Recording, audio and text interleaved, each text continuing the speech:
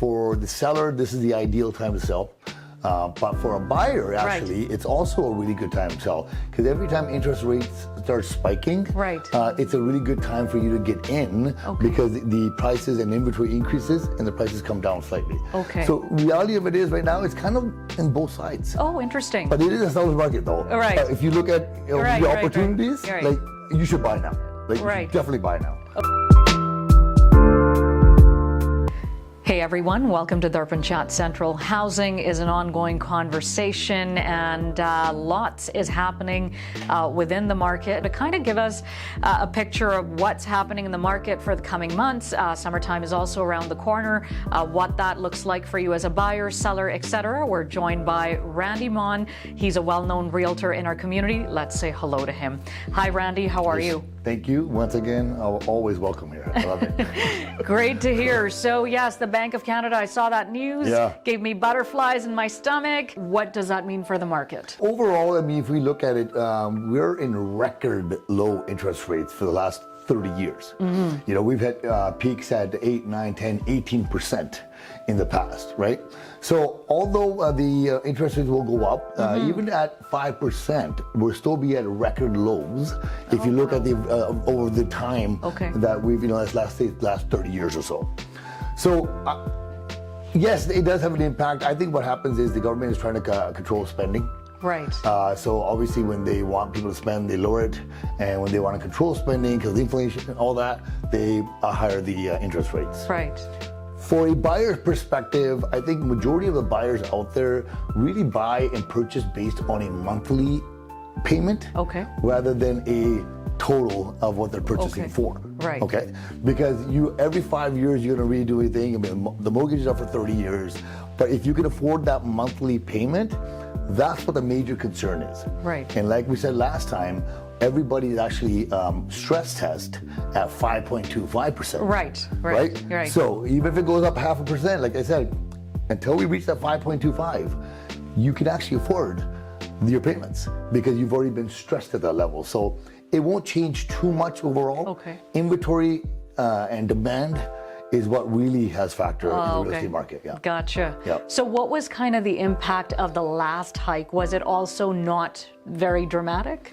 Well, it was 0.25 last time. Again, and we mentioned last time that was on average you're like looking at about $120. Increase, right? So now, another 0.5%, you're looking at maybe $240 increase. Again, but you're still always in your margin of what you can afford. But it does mean that you are paying more out of your pocket. Well, of course, you're definitely paying more, but you're already stressed at that ability. So you can do it with your income and everything. You can. Now, the last one that went up, it didn't really impact the market. What impacted the market was that everyone thought their houses were worth $3 million now. And so everyone started listing, So it wasn't the interest rate that slowed the market down slightly. It was the amount of inventory, the front of the market, all of a sudden, that slowed down the market. Got it. With that said, the weather is opening up. And, this is the time when people are buying, selling. But with the summertime not that far away, is it more of a seller's market over a buyer's? What does that really look like for the market? What's the snapshot there? So right now, it is still a seller's market. So more homes are being sold, not as much as a few months back. For the seller, this is the ideal time to sell. But for a buyer, actually, it's also a really good time to sell, because every time interest rates start spiking, it's a really good time for you to get in, because the prices and inventory increases and the prices come down slightly. So reality of it is right now, it's kind of in both sides. Interesting. But it is a seller's market though. If you look at the opportunities, like you should buy now. Like you should definitely buy now.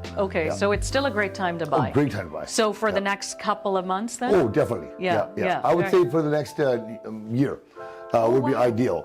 I think the market will change in about, let's say, June, July, August. You'll probably have a shift where people will pulling their inventory off the market again, which will again increase the demand. But overall though, like this whole year will be a really good time to buy. Oh, wow. Yeah. That's crazy. Yeah. Okay. Very, very interesting. There was news from the provincial government in November that they've announced plans in terms of a cooling period, looking at the hot housing market, where the buyer has an opportunity of about a week's time to kind of basically back out of a sale, you know, if they've changed their mind, if they bought a property.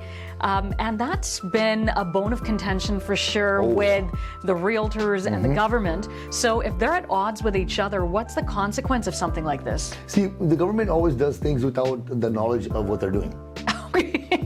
Just straight, right?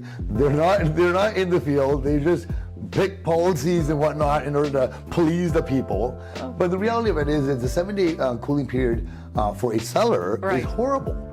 Because when you have a offer and you have multiple offers coming to your home, you do. now your job as a selling agent is to get the best price for your seller. But now when a buyer can randomly throw offers onto multiple properties and lock them in for 7 days and for no reason whatsoever walk away, that 7 days is a big impact on the seller. Right, of course. So now all the buyers that they had before are now gone. You see? So then that's going to actually have a huge impact on the seller. Now, I have ways out of that. As a seller's agent, I can securely make sure that my sellers will not go through this 7-day thing with the techniques that I have. But generally, overall, it's not a good move. It's not a good move.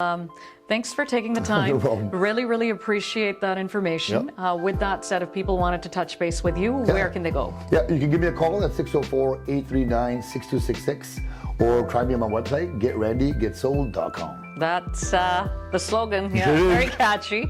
I love it. Stays with me. And again, Randy Mann, he's your man. So thank you so much for taking the time. And I'm sure we'll be speaking to you soon sometime. For sure. Thank you. Follow us on Facebook, Instagram, Twitter, and YouTube. Like, share, and subscribe.